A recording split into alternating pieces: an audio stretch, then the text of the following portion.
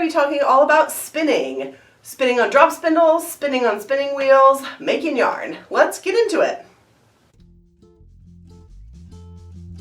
So, the technique that I'm going to be talking about today in our technique chat is spinning, making yarn from fiber. Fiber is going to be, so I'll kind of go over some terminology and things first. Fiber is going to be the fluff that you are going to be making yarn from. Most of the time when people talk about spinning, they're going to be talking about wool. Wool comes from sheep. It's just the hair of a sheep when you shear a sheep. But you can spin tons of different kinds of fiber. There are lots of other animals that give you fiber. Goats are one. Goats are where cashmere and mohair comes from. You can spin the silkworm cocoons to create silk. You can spin yak and llama and alpaca, camel, buffalo. There's just a huge range of animals that you can get fiber from to spin. And there's also fiber from plants like cotton, bamboo, linen, and then things that are sort of more processed, so viscose, all of those kind of things. You can make fiber from sugarcane and milk protein, just a huge range of things, as well as some of the synthetics, so your nylons, your acrylics, things like that. So that is fiber. That's the fluff that you're going to turn into yarn. The other part of the components that you need to do some spinning are going to be the sort of machinery that you're going to use to do the spinning. So a lot of people think of spinning wheels when they think of spinning. That is not the only way to spin. It certainly is a way to spin, and I've got my wheel here and I will definitely be going over that a little bit. But I started on what's called a drop spindle, and this is how probably most spinners start, is with the drop spindle. Part of the benefits of a drop spindle is you get to practice a lot of the skills that you need to create yarn. You practice those skills when you're working with a drop spindle, but it is much more economical. Generally, you can get a nice, well-constructed drop spindle for under $20. Whereas spinning wheels are normally going to be several $100s, if not many hundreds of dollars. So they're a little bit more economical if you're just getting started with a hobby and you're not sure how much you want to commit to it. Also, drop spindles are very portable. You can take this with you in the car if you're not driving and spin in the wheel wells. This goes on an airplane. This goes all over the place, to your dorm room, wherever. Whereas a spinning wheel takes up more space. Even the smallest spinning wheel is going to take up more space than a drop spindle. There is nothing that you can do on a spinning wheel that you can't do on a drop spindle. It's not that the wheel is better and the drop spindle is worse. They do different things well, and there actually are a few things that you can do on a drop spindle that you cannot do on a wheel, mostly to do with really, really thick yarns.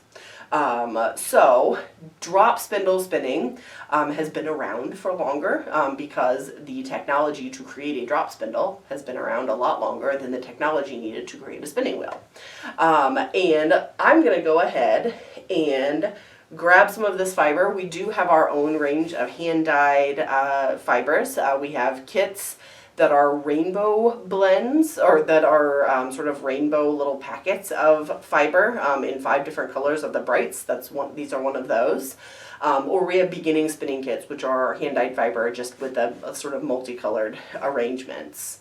But let's jump into kind of the mechanics of spinning. The mechanics of spinning are the same, whether you're using a drop spindle or a spinning wheel. The only main difference between these two tools is the drop spindle, your hand is what does the twisting, whereas with the spinning wheel, your feet are what do the twisting. So when you're taking your fluff, your fiber that you want to create yarn from, the only thing that turns fluff into yarn is twist. And so truly, theoretically, You don't need any kind of a tool. If you take your fluff and you twist it with your hand, you just made yarn. So this is yarn. It would take you a very long time to do it all with your hand without a tool of any sort. So the tools get involved because they let you go faster. So I just twisted a little tiny bit of that corner of the fiber, and I'm just going to loop that over the little hook at the top of our drop spindle. These are Shepherd's Woodworking drop spindles, by the way. They are a local Midwest woodworking company, and they are who we get our drop spindles for our kits. We've met them at several different fiber events and festivals.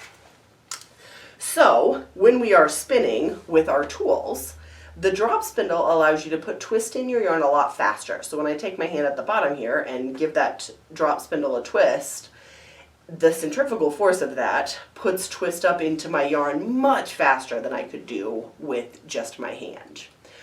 So I'm going to start by showing you guys what is called park and draft, which is the way most people get started when they're just starting to spin yarn for the very first time, because it kind of lets you separate the different steps of creating yarn.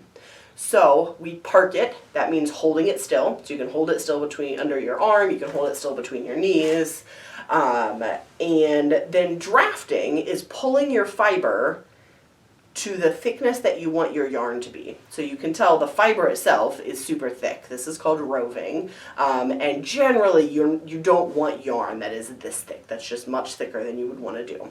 So drafting means pulling that fiber apart to be the thickness that you want your yarn to be. So we parked it, we drafted it, and now we are going to spin. So I like to roll my drop spindle way. I always say they're called a drop spindle, and so when you drop it, that means you know you're doing it right. Basically, the reason that it breaks is because you don't have enough twist to support the weight of the spindle. So I twist that spindle, and that puts twist into my fiber. And if I give it a whirl on my knee, I can get it to spin a lot faster than if I just did it with my hand. So I spin it, and I let that twist travel into the yarn that I have drafted. So you give it a spin, you let it twist, and go into the fiber that you've drafted. And now you have yarn. I'm trying to hold it against a background where you can see it, and it's not showing up very well against the wall or my dress. But I assure you, there's yarn here. So this is yarn that we've created. Putting twist into fiber is all there is to making yarn. Once you've made kind of a comfortable arm's length worth of yarn, so I'm going to do one more because I'm not quite there yet. It's not a comfortable arm's length. I've still got I can do about this much more. So I park it, I draft it, which just means I pull my fiber apart to the thickness that I want it to be. Pull my fiber apart to the thickness that I want it to be. And then you spin it. So I roll that drop spindle on my leg, and that twist travels up into the yarn and spins it for me. So once you've got a comfortable arm's length with here on your drop spindle, you are going to unhook it from where it's hooked on. You're going to put it underneath, and can you tell I'm out of practice with a drop spindle? I have not done a lot of spinning recently at all, and the spinning that I have done just in the last few days has all been on my wheel. So I used to be much more proficient at my drop spindle spinning. I'm just out of practice. So you wind it on underneath. So this part, like the disc of your drop spindle, this is called your whirl, and then your shaft is the stick. And you see people, you can make your own. People will use like CDs and a dowel rod. I will admit that getting a nice, well-balanced, well-made one makes learning to spin easier, and they're not expensive. Like I said, you can generally get a nice, well-made one for under $20. So for what it's worth, I think investing in an actual spindle will probably serve you well in the long run. But you twist it on under that whirl, right up against the bottom there. You go back up through the little hook, and you're ready to go again. So that is all there is to drop spindle spinning. It's truly one of those like minute to learn, lifetime to master kind of a skill. And that's true of spinning in general. The concept is you're putting twist in fluff, and it's yarn. And so that's it. That's all there is to know about spinning. But there are just thousands of nuances beyond that in terms of how much twist and how thin or how thick, and all the different colors and all of that kind of stuff that go along with it. So now I want to talk to you guys about the spinning wheel and what project I have been working on recently. So I'm going to scooch my wheel over here, and I think I positioned the cameras so that they could get the wheel in at least a little bit.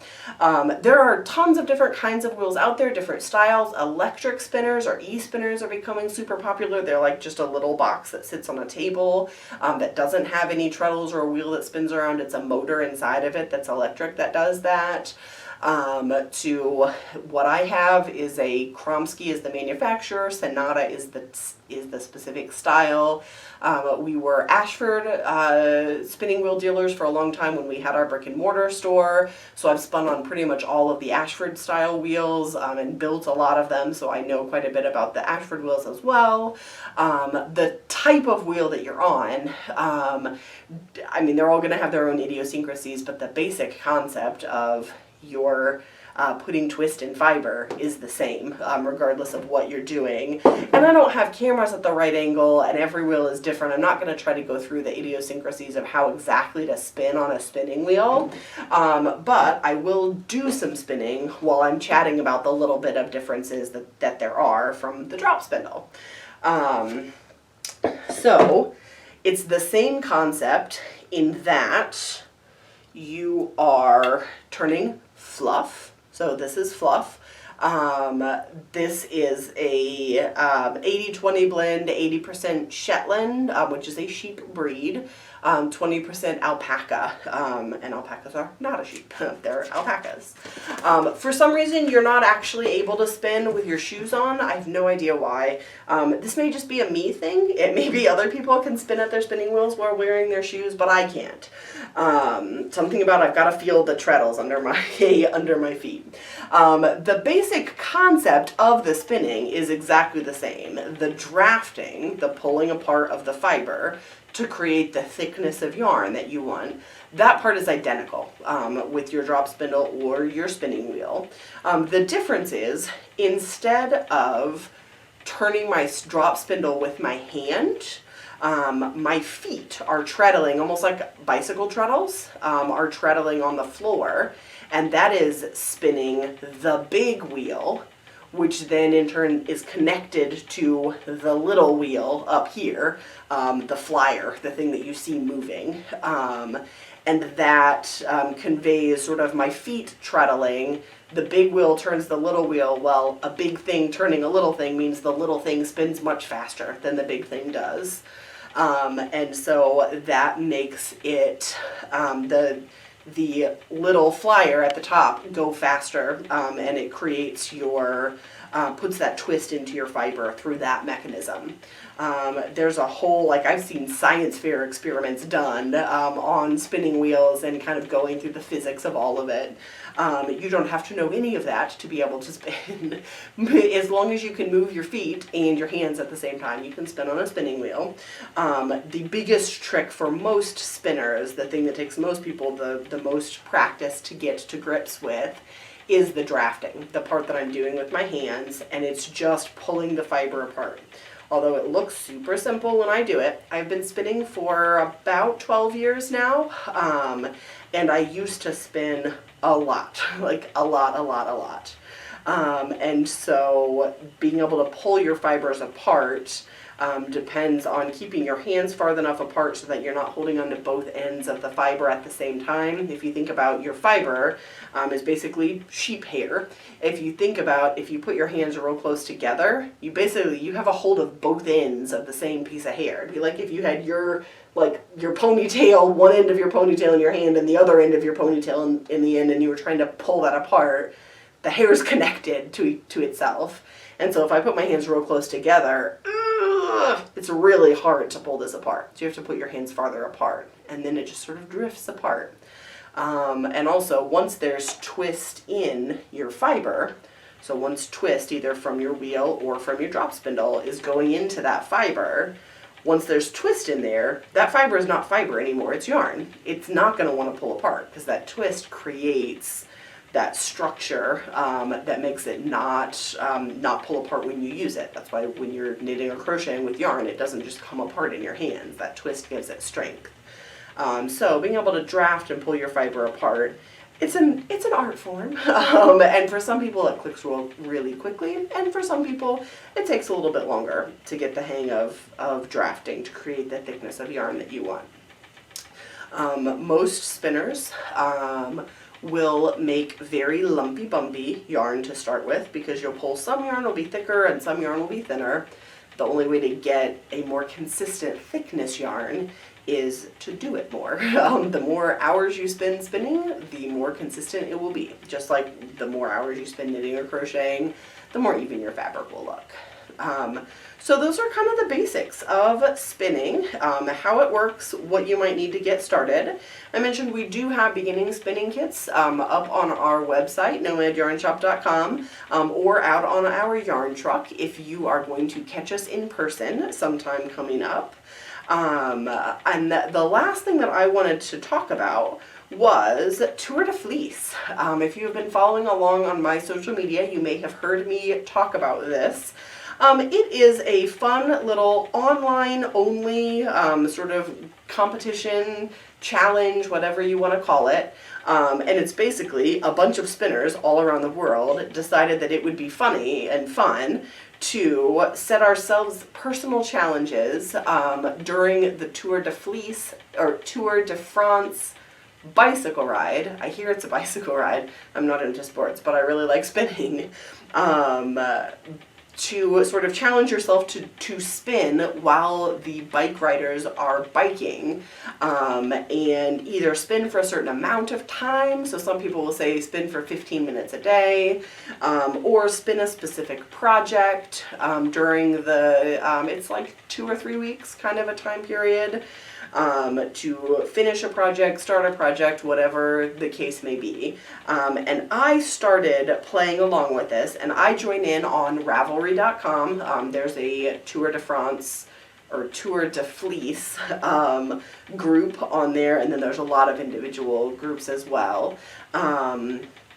I started the year I learned to spin, which was in 2009. And so I have played along every year since 2009. So I've done this a bunch of times. I normally set pretty ambitious goals. This year I set an incredibly achievable goal because life. I needed a quick win. And so my goal for this year is just to spin the 5 ounces of fiber that are in that little box. So I will stop spinning and show. So this fiber I purchased this past weekend at West Wind Farms Fiber Fest, which was way up sort of close to Muncie in northern Indiana. And I got it from Grayside Farm because their receipt is right here.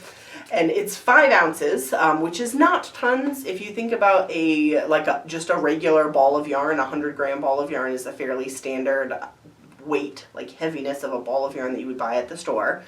That's 3.5 ounces. So this is not quite 2 of those, 1.5 of those.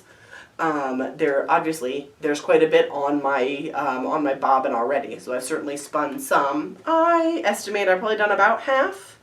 In the neighborhood of half of it. My goal for the entire tour is to finish spinning this and then ply it with some mystery singles in my fiber stash.